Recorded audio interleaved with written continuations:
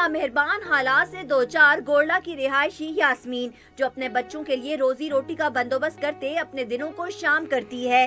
بیوگی کا دکھ، 4 بچوں کی ذمہ داری، کرائے کی چھت جیسے حالات نے اسے گھر کی 4 دیواری سے کھینچ کر زندگی کی کڑی دھوپ میں لا کھڑا کیا ہے۔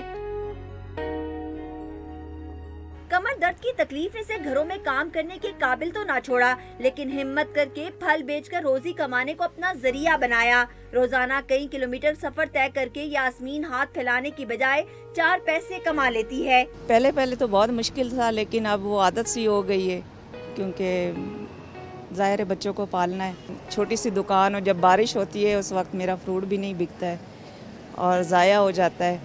دن بھر سڑکوں پر گھومتے یاسمین کو کئی مشکل حالات سے بھی گزرنا پڑتا ہے، لیکن بچوں کے روشن مستقبل کی خاطر وہ زندگی کی اس مشقت کو نبھانے سے نہیں کتراتی۔